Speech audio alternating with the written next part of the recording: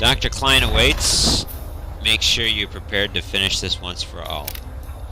Yep, I'm definitely ready. Oh, wait.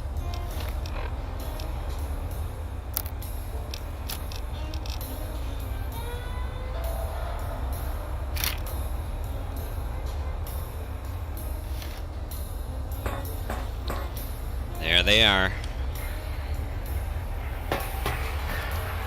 The lobotomite returns. Our lobotomite. Has Dr. Mobius been denominated into scrap metal and voice module parts, as we hoped?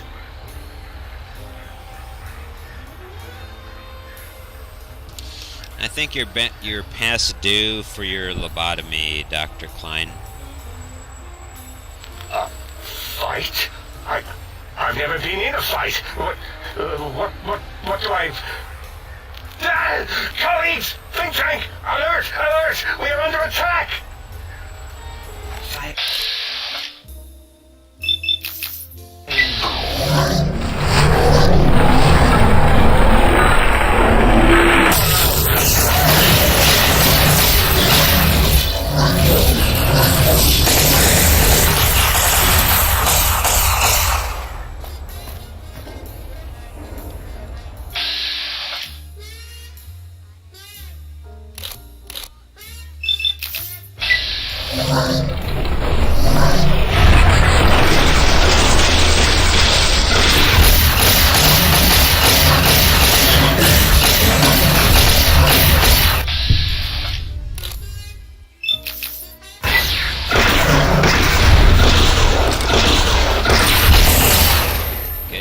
These guys are gonna finish me off in no time at all.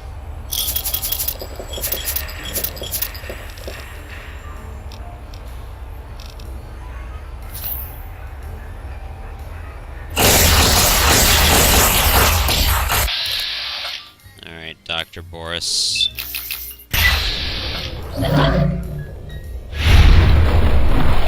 Really?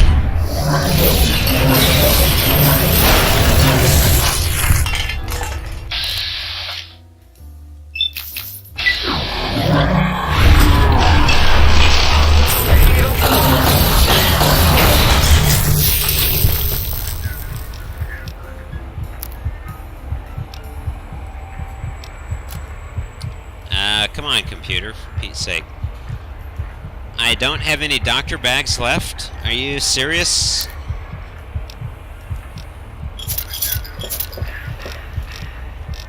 You've got to be kidding me.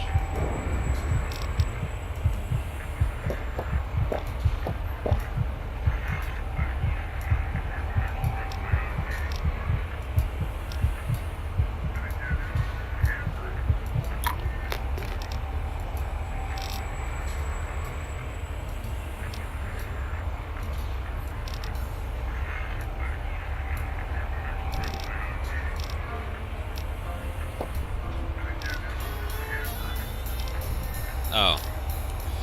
Now I got a super stim. Alright. Sorry, Dr. 8. Or Dr. Infinity.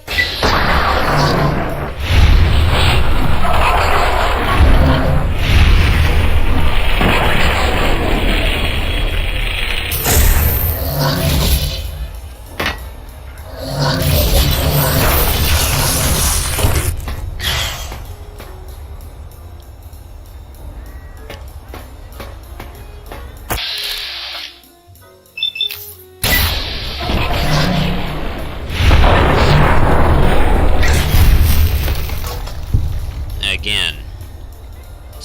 For Pete's sake. I thought I had...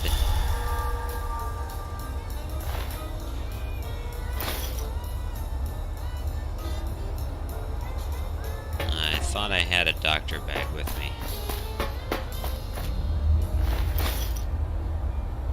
Dr. Boris. Dr. Dala.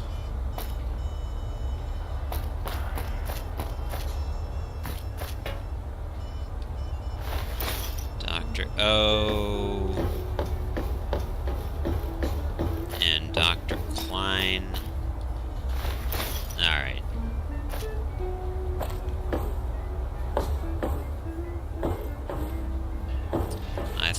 had like 3 or 4 doctor bags to my name.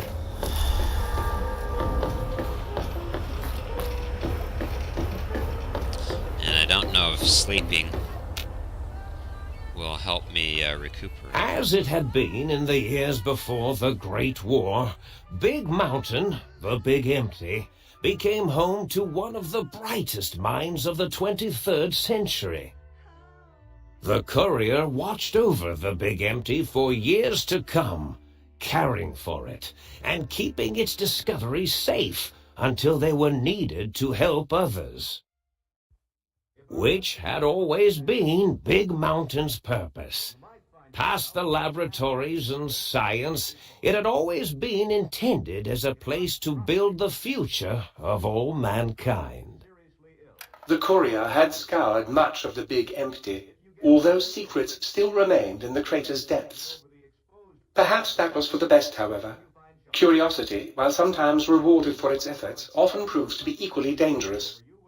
Dr. Mobius continued his research undisturbed in the Forbidden Zone. As much as he had attempted to create better scorpions, he tried the same with humanity, with considerably less success. These failures didn't bother him overmuch. Once the rush of mentats wore off, he forgot he had failed in any event.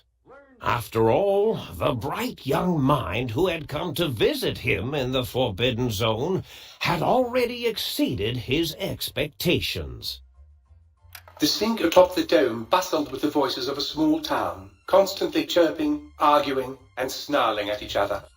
Still, this all happened productively in the interests of its new owner. The Sync Central Intelligence Unit discovered, despite its inversion code, it was comforted by the sense of community the other personalities gave it. The Biological Research Station, obsessed with seeding everything in sight, requested a transfer to the X-22 Botanical Garden, so that it might, in its own words, sensually fertilize the garden's smooth contours. The garden sent back a polite refusal, saying it had prior commitments with a vault it had helped infect before the war. The book chute continued to devour all seditious materials until it nearly choked on a paperclip. It adamantly maintained it was a Chinese paperclip, and the whole thing had been an elaborately orchestrated assassination attempt. Whatever the reason, it slowed down for a while, carefully appraising each document and clipboard that came to it. The light switches continued to bicker and flicker. This persisted until the day someone dropped a flashlight in the sink, and the two of them united in their hatred of the showboat. The sink continued to ruthlessly scrub any particulate matter that came near it. Eventually, it gained access to the magneto-hydraulics plant and nearly flooded all the Big Empty in an attempt to scrub the crater clean. The toaster continued its psychotic spree, reducing all appliances in range to scrap electronics and spare parts. After one of its more psychotic episodes, however, the other Sync personalities decided enough was enough and dumped the toaster in a bathtub. Sparking and hissing, the toaster swore its enemies would rue the day when they had bread and no way to toast it. Muggy did his best to collect coffee cups, although in his quest, he accidentally trapped himself in Higgs Village. It might have been the end for poor Muggy, except he found it peaceful there, tidying up the kitchens of the think tank professors back when they had been flesh and bone. Well, except for Dr. O, who was an asshole for having created Muggy in the first place. Muggy left O's house deliberately dirty, punishing the dishes and cups that lived there in blind revenge for serving Dr. O. Blind old Jefferson, with sounds the courier brought him, created a symphonic counter-frequency that saved Big Mountain from sonic invasion in 2910. If you didn't hear about it, good. It was rumored by the other personalities that he had a brief fling with the light switches. Although he forgot their names once too often and was soon left in the dark as punishment. Autodoc, always gentle and methodical, kept sewing up the courier in all the right places when the skin split open from repeated wear and tear. The Autodoc was just glad to have purpose again. It heard its simpler brothers and sisters who got shipped to the Sierra Madre were bored out of their skulls in that toxic dead city.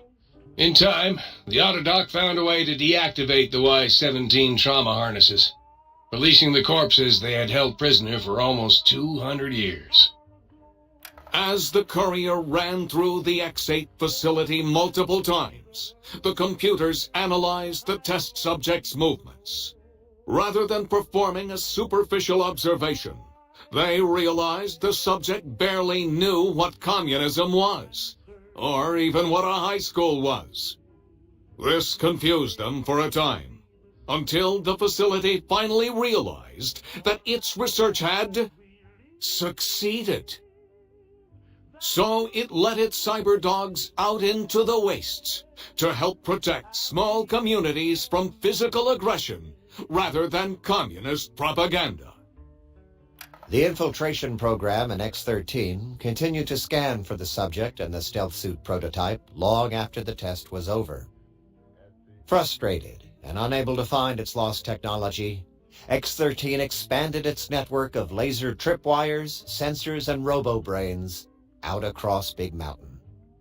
This glittering blue light beam forest cleanly bisected anything that entered its depths, slicing them into small segmented parts for easy disposal. The courier, organs intact, continued onwards, a little less heavy of step, but with all the organs in the right places, as they should be. After all, brains can develop a life of their own when left to their own thoughts, and the courier's brain was more clever than most. The think tank basement, filled with the lobotomized robotical frames of the doctors, now served as a graveyard. The monitors had recorded the battle in its entirety, including the think tank's final, shrill, terrified screams, whimpers, and pleas for mercy. They broadcast these humiliating last moments as a warning to anyone approaching the perimeter that other smarty pants were not welcome. The courier was the inheritor of the Big Empty, and there was room for only one will in the halls of the think tank dome.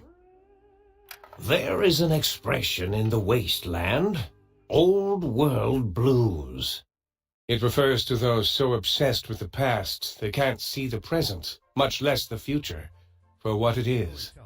They stare into the what was, eyes like pilot lights, guttering and spent, as the realities of their world continue on around them.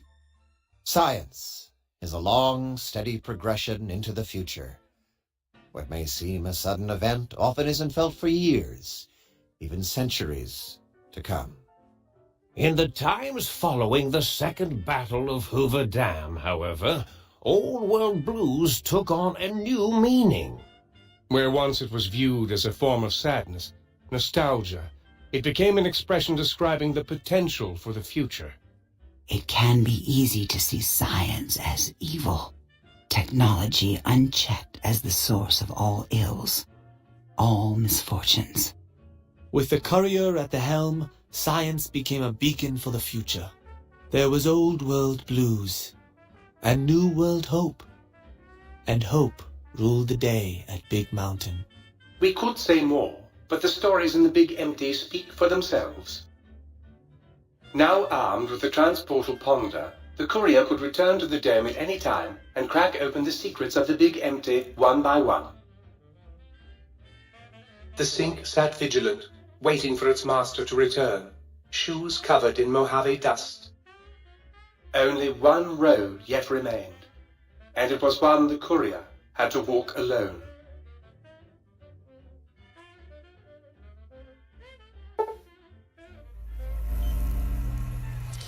You have lost the brainless perk. Alright. Oh, you've got to be kidding me. Are you seriously kidding me, game?